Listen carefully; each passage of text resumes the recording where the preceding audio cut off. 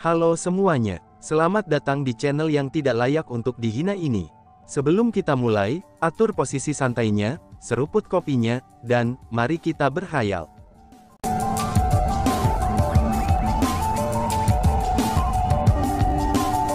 Melanjutkan cerita sebelumnya, pada saat si ratu sedang bingung, Chu Feng mengeluarkan erangan ringan. Dia tahu bahwa Chu Feng saat ini menderita semacam rasa sakit. Namun karena dia tidak dapat berteriak dengan keras, dia hanya bisa dengan erat mengepalkan giginya, dan menahan rasa sakit dengan susah payah. Namun karena rasa sakit itu sangat tak tertahankan, Chu Feng pun tidak mampu menjaga dirinya dari mengeluarkan erangan ringan. Bahkan jika orang ini menipuku, aktingnya terlalu bagus, si ratu bergumam. Meskipun dia merasa bahwa Chu Feng berbohong padanya, tapi dia tidak mengganggunya. Dia hanya berhati-hati jika Chu Feng benar-benar mengalami kesusahan, dan berulah dia akan bertindak. Setelah beberapa saat berlalu, Chu Feng membuka matanya. Ratu, aku benar-benar berhasil. Kultivasiku saat ini adalah peringkat 4 True Immortal. Aku telah berhasil menahan petir Divine Tribulation, dan naik ke peringkat 4 Immortal sejati, kata Chu Feng. Hah, apakah kamu sedang berbohong, ataukah kamu mengatakan yang sebenarnya? Aku jelas-jelas tidak melihat sedikit pun dari kilat. Faktanya, aku bahkan tidak mendengar sedikit pun guntur, ucap si ratu yang merasa sangat terkejut. Itu memang benar. Jangankan suara, bahkan tidak ada jejak petir sama sekali. Namun demikian, aku bisa merasakan guntur menyambar aku. Terlebih lagi, itu benar-benar membuatku marah. Selain itu, kekuatan petir Divine Tribulation juga sangat menurun. Itulah sebabnya, aku berhasil membuat terobosan ini dengan mudah. Apapun itu, ini terasa sangat aneh. Mungkinkah itu karena danau spiritual terkubur? Danau spiritual terkubur telah menyembunyikan petir Divine Tribulationku, dan menurunkan kekuatannya. Ucap Chu Feng yang sedang menganalisis. Itu mungkin. The Great Chiliocosm Upper Realm benar-benar luar biasa.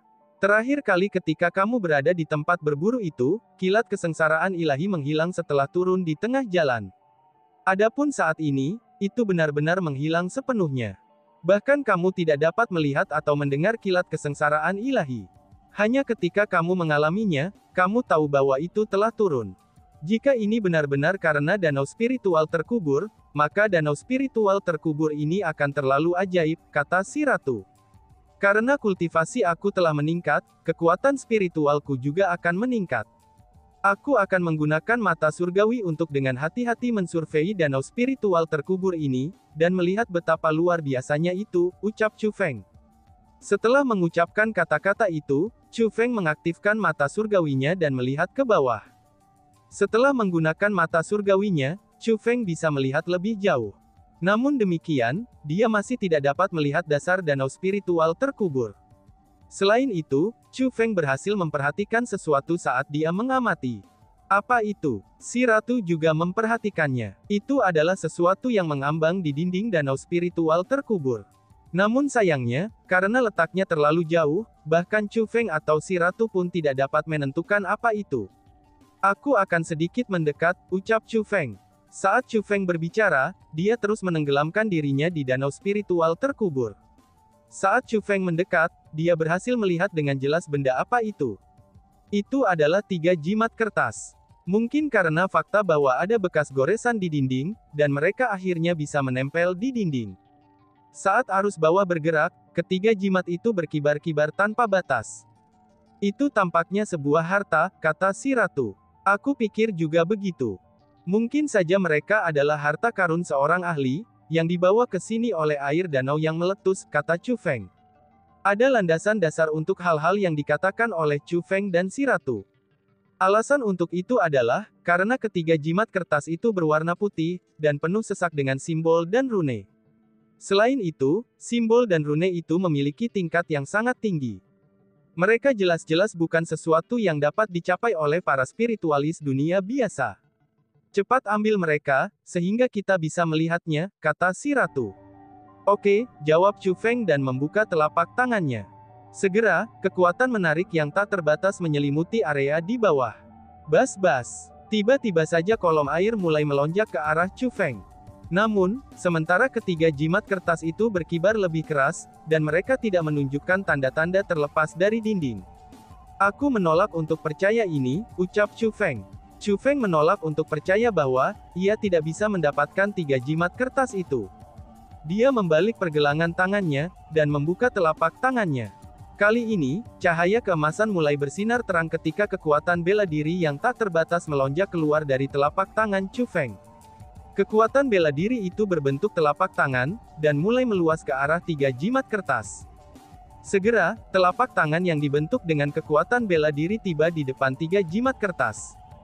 Telapak tangan itu memegang erat-erat mereka. Namun ketika Chu Feng berusaha untuk mengambil telapak tangan kekuatan bela dirinya, ia pun mulai mengerutkan kening. Dia terkejut setelah menemukan bahwa dia sebenarnya tidak dapat mengambil telapak tangan kekuatan bela dirinya. Lebih tepatnya, meskipun Chu Feng jelas-jelas telah meraih ketiga jimat kertas dengan telapak kekuatan bela dirinya, tapi dia tidak dapat memindahkan mereka. Ini terlalu aneh. Sepertinya jimat kertas itu tidak hanya menempel di dinding, gumam Chu Feng. Chu Feng, mungkin lebih baik melupakannya. Mereka hanya 3 jimat kertas. Bahkan jika mereka adalah milik seorang ahli yang sudah mati, tapi mereka mungkin belum tentu menjadi harta karun, kata si ratu. Tidak, ini panen yang langka. Aku harus memeriksanya, balas Chu Feng. Saat Chu Feng berbicara, tubuhnya mulai bergerak. Dia benar-benar mulai bergerak menuju jimat kertas, dan Chu Feng sudah terjun sangat jauh ke danau spiritual terkubur. Dan sekarang, dia merendam dirinya lebih dalam lagi. Suara tangisan dan teriakan yang aneh semakin lama semakin khas, dan seolah-olah mereka sangat dekat dengan Chu Feng sekarang. Pada saat itu, Chu Feng merasa kulit kepalanya mati rasa. Dia merasakan rambutnya berdiri, dan darahnya menjadi dingin. Meskipun Chu Feng telah memasuki banyak sisa sebelumnya, tapi dia masih tidak dapat menahan diri dari merasa sedikit panik. Alasan untuk itu adalah, karena perasaan yang diberikan tempat itu terlalu aneh. Jika seseorang harus menggambarkannya, tempat itu benar-benar menyerupai batas ke neraka. Jika seseorang menjadi sedikit ceroboh, seseorang akan jatuh ke dalam jangkauan neraka yang tak terbatas. Pada saat itu, Chu Feng benar-benar merasakan aroma bahaya dari kedalaman danau spiritual terkubur. Selain itu juga, Chu Feng merasa bahwa itu akan baik-baik saja jika dia hanya mencapai lokasi di mana 3 jimat kertas ditangguhkan. Akhirnya, Chu Feng mendekati ketiga jimat kertas itu. Dia menemukan bahwa tidak ada memar atau goresan di permukaan dinding tempat ketiga jimat kertas itu berada. Dengan kata lain, ketiga jimat kertas itu tidak terjebak pada celah atau goresan di dinding. Seolah-olah dinding itu memiliki semacam kekuatan yang menarik, dan menarik 3 jimat kertas ke sana. Apa yang terjadi? Ucap Chu Feng sambil berjalan maju, dan dengan hati-hati memeriksa dinding. Namun bahkan ketika dia menggunakan mata surgawinya, dia tidak dapat melihatnya. Meskipun aku tidak tahu mengapa 3 jimat kertas ini menempel di dinding, tapi jimat kertas ini benar-benar harta karun. Ratu, apakah kamu melihat ini? Kami telah mengambil harta, ucap Chu Feng yang merasa sangat bersemangat.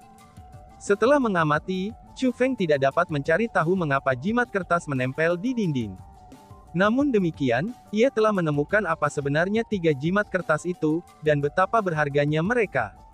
Jika dilihat dari penampilan mereka, mereka tampaknya jimat kertas untuk penyembunyian, kata si ratu.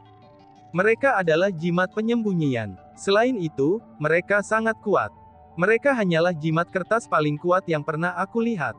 Aku ingin tahu siapa yang menciptakannya. Dari cara aku melihatnya, jika aku menggunakan jimat penyembunyian itu, bahkan para ahli tingkat marsial immortal tidak akan dapat mendeteksiku. Jimat penyembunyian itu jauh lebih kuat daripada formasi penyembunyian yang menghindari abadi sejati, kata Chu Feng. Mereka sungguh luar biasa. Mendengar kata-kata itu, si ratu juga mengungkapkan ekspresi gembira. Memang benar, mereka sangat luar biasa. Mereka hanyalah karya seni yang diciptakan oleh seorang spiritualis dunia yang sangat kuat. Bahkan mungkin saja, spiritualis dunia yang menciptakan jimat penyembunyian ini berada di atas jubah agung, kata Chu Feng. Chu Feng saat ini diliputi kegembiraan. Spiritualis dunia jubah agung adalah keberadaan yang sangat langka di alam atas Ciliokosem besar. Adapun spiritualis dunia yang tingkatannya berada di atas jubah agung, kemungkinan besar mereka tidak ada di alam atas Ciliokosem besar. Dengan demikian, bagaimana mungkin Chu Feng tidak merasa bersemangat setelah menemukan harta karun seperti itu? Lalu mengapa kamu masih berdiri di sini? Cepat maju, dan ambil mereka, desak si ratu dengan senyum di wajahnya. Benar juga ya, Chu Feng pun tidak ragu-ragu, dan dia segera meraih 3 jimat kertas.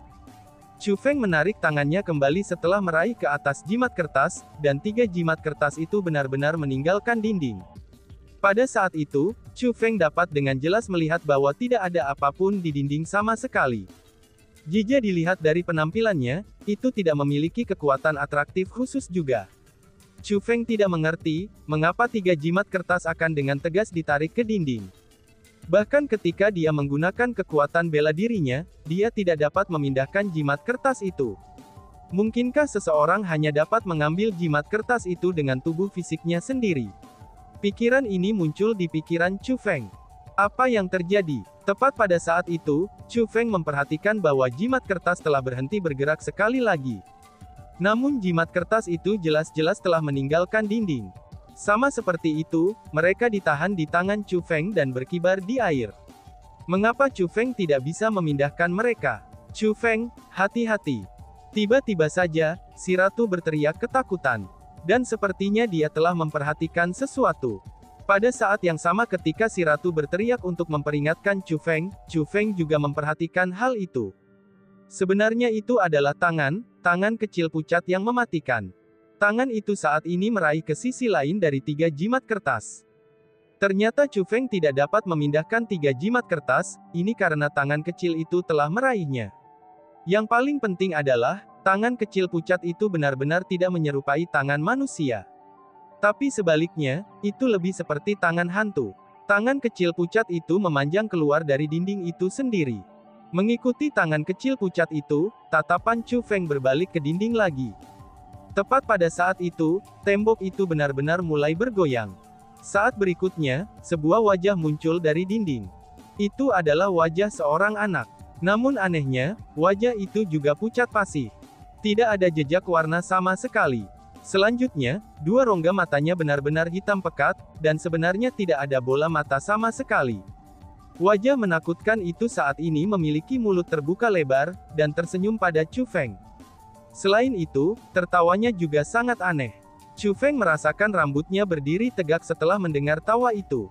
Selanjutnya, ketika sosok itu menertawakan Chu Feng dapat dengan jelas melihat bahwa mulutnya tidak menyerupai mulut orang biasa. Mulutnya itu sangat besar, dan mengambil setengah dari wajahnya. Selanjutnya, gigi tajam memenuhi mulut itu. Ada 2 baris gigi yang sedemikian tajam, padat, dan jumlahnya hampir 100. Itu jelas-jelas bukan gigi manusia, dan mereka lebih mirip taring binatang buas. Tepat pada saat itu, Chu Feng tiba-tiba merasakan sensasi yang sangat dingin di pergelangan tangannya ketika meraih ketiga jimat kertas. Sepertinya ada sesuatu yang memegang pergelangan tangannya. Sensasi dingin itu terlalu menakutkan. Mengikuti pergelangan tangan, rasa dingin itu mulai menyebar ke seluruh tubuh Chu Feng. Melihat ke arah pergelangan tangannya, sebenarnya ada tangan kecil pucat pasih yang menggenggam pergelangan tangannya. Wush! Saat berikutnya, Chu Feng merasa bahwa dia tidak dapat mengendalikan tubuhnya. Dia mulai dengan cepat tenggelam ke kedalaman danau spiritual terkubur. Tinggi anak itu hanya sekitar 1 meter. Tubuhnya sangat kecil, namun kepalanya sangat besar. Tubuhnya benar-benar pucat pasih. Saat ini bocah itu sedang menarik pergelangan tangan Chu Feng, dan mengeluarkan tawa yang aneh. Bocah itu menyeret Chu Feng menuju kedalaman danau spiritual terkubur. Ini adalah anak aneh yang sama yang meraih jimat kertas, dan mengungkapkan setengah wajahnya dari dinding. Sial, merasakan bahwa situasinya salah, Chu Feng buru-buru menggerakkan tangannya. Dia ingin melepaskan tangan kecil pucat itu. Namun tidak peduli seberapa keras dia mengguncang lengannya, Chu Feng tidak dapat melepaskan anak itu. Anak aneh itu memiliki kekuatan yang sangat besar, dan Chu Feng tidak bisa melepaskan diri darinya. Dia hanya bisa membiarkan dirinya terseret ke kedalaman danau spiritual terkubur oleh anak itu. Merasa tak berdaya, Chu Feng mengeluarkan penguasa darah naga ilahi, dan mulai menggunakannya untuk menebas anak itu. Namun setiap kali penguasa darah naga ilahi mencapai anak itu, ia akan melewati tubuhnya tanpa meninggalkan bekas. Seolah-olah anak itu sama sekali tidak memiliki tubuh ilusi, dan seseorang tidak bisa mendaratkan serangan apapun padanya. Namun anak itu jelas-jelas meraih kepergelangan tangan Chu Feng, dan menyeretnya ke kedalaman danau spiritual terkubur. Sial, pada saat itu, Chu Feng merasa bahwa situasinya sangat buruk. Baru pada saat itulah dia menyadari, betapa anehnya danau spiritual terkubur. Mengapa anak aneh seperti itu tiba-tiba muncul? Ini hanyalah sesuatu yang belum pernah disaksikan Chu Feng sebelumnya. Namun pada saat Chu Feng menyadari bahwa situasinya buruk, disitulah dia juga menyadari bahwa ini sudah terlambat. Pada saat yang sama tangan anak itu meraih pergelangan tangan Chu Feng, gelombang sensasi dingin mulai menyerang tubuh Chu Feng. Dalam situasi seperti itu, tubuh Chu Feng menjadi semakin mati rasa, dan seolah-olah dia telah membeku dan kaku. Selanjutnya, bahkan kepala Chu Feng sudah mulai menjadi kabur. Setelah kepalanya menjadi kabur, kemampuan mendengar Chu Feng benar-benar menjadi lebih baik. Chu Feng bisa dengan jelas mendengar jeritan dan ratapan yang tak terhitung jumlahnya, yang terdengar di samping telinganya. Ini seolah-olah hantu dan monster yang meratap dan menjerit itu benar-benar ada di sekitarnya, dan memandangnya seperti makanan. Apakah aku diseret ke neraka? Aku benar-benar ditangkap dan dibawa ke neraka oleh anak kecil yang nakal. Tidak dapat menahan diri, Chu Feng mulai tertawa getir. Dia merasa sangat menyesal atas betapa rakus dirinya. Dia telah jatuh pada perangkap bocah kecil itu karena keserakahannya. Jebakan, itu pasti jebakan. Sementara ketiga jimat kertas itu benar-benar harta, tapi mereka digunakan sebagai umpan oleh bocah kecil itu. Sejak awal, ketiga jimat kertas itu tidak menempel di dinding sama sekali. Tapi sebaliknya, mereka ditahan oleh bocah cilik itu. Jadi tidak peduli apa yang Chu Feng coba lakukan, dia tidak akan bisa mengambil tiga jimat kertas itu. Namun sayangnya, meskipun Chu Feng menyadari kebenaran itu sekarang, tapi itu sudah terlambat. Bocah kecil itu bukanlah roh jahat, dan Chu Feng sendiri juga tidak tahu apa itu. Namun sebelum itu, Chu Feng tidak berdaya untuk melakukan apapun. Bas-bas. Tepat pada saat Chu Feng kehilangan semua kekuatan untuk melawan, simbol dan rune tiba-tiba muncul dari kulit Chu Feng. Simbol dan rune itu tampaknya telah disembunyikan di dalam tubuh Chu Feng, dan saat ini sedang berjalan keluar dari tubuh Chu Feng. Selain itu, mereka memiliki penampilan yang menyerupai kilat, dan bergerak di sekitar tubuh Chu Feng tanpa henti. Pada awalnya, mereka hanya pola berurat biasa. Namun pola berurat itu tidak hanya meningkat tanpa henti, tetapi mereka juga memancarkan cahaya.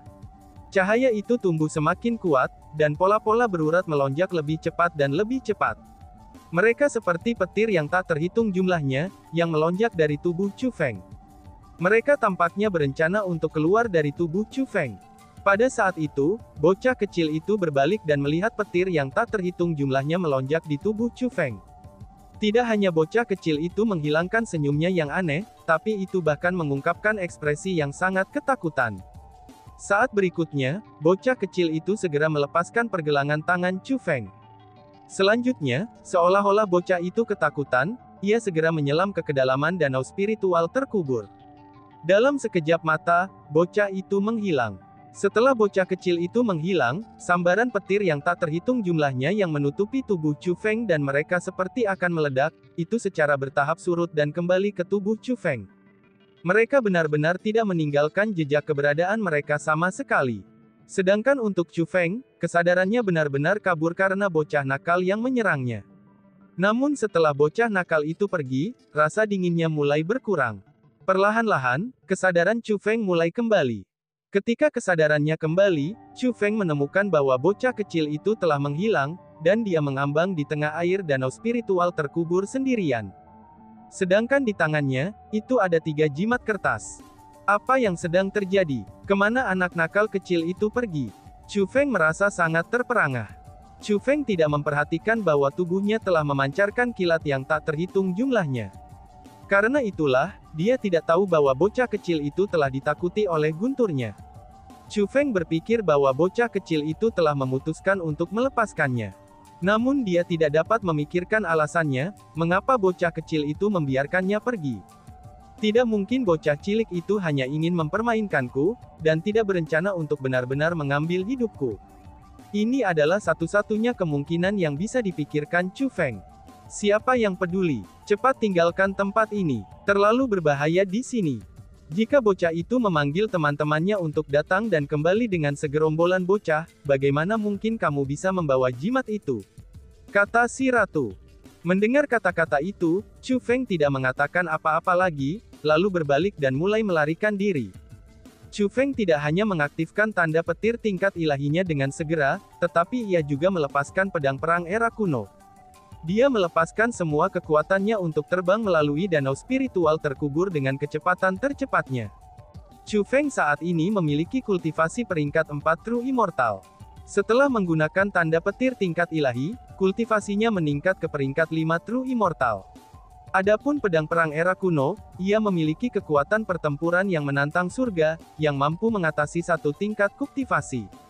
Dengan demikian, Chu Feng saat ini mampu bersaing dengan peringkat 6 abadi sejati. Dengan demikian, dia tidak lagi takut pada Xia Yun. Sementara itu, Xia Yun tidak tahu bahwa Chu Feng telah membuat terobosan dalam kultivasi. Dia masih tinggal di tempatnya, dan menunggu kemunculan Chu Feng. Dia merasa bahwa Chu Feng belum mati di danau spirit terkubur, dan dia pasti akan kembali. Karena itulah, dia memilih untuk tinggal dan menunggunya. Bergemuruh. Tiba-tiba saja keributan terdengar dari bawah. Kekuatan menindas yang kuat dipancarkan dari air yang dalam. Gelombang itu meluap dan mengalir keluar dari bawah secara berturut-turut.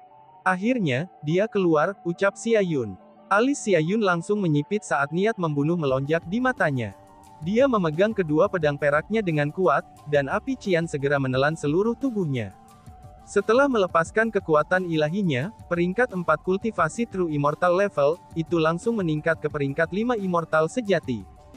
Bang! Tiba-tiba saja air naik, dan cahaya keemasan mulai berkedip. Bersama-sama dengan pedang perang era kuno, Chu Feng muncul di depan Xia Yun. Chu Feng, matilah, teriak Xia Yun. Setelah melihat Chu Feng, niat membunuh Xia Yun semakin kuat. Dia mencengkeram persenjataan immortalnya yang tidak lengkap dengan erat, dan berencana untuk menyerang Chu Feng. Menjerit. Namun tepat pada saat Xia Yun hendak menyerang, penindasan tanpa batas mungkin tersapu keluar dari pedang perang era kuno. Menghadapi kekuatan yang menindas itu, Xia Yun tidak berdaya untuk bergerak. Sebagai gantinya, dia didorong ke dinding dengan paksa oleh kekuatan yang menindas itu, dan dia tidak bisa bergerak sedikit pun. Dan tiba-tiba saja bersambung. Sekian dan terima kasih banyak. Bye-bye.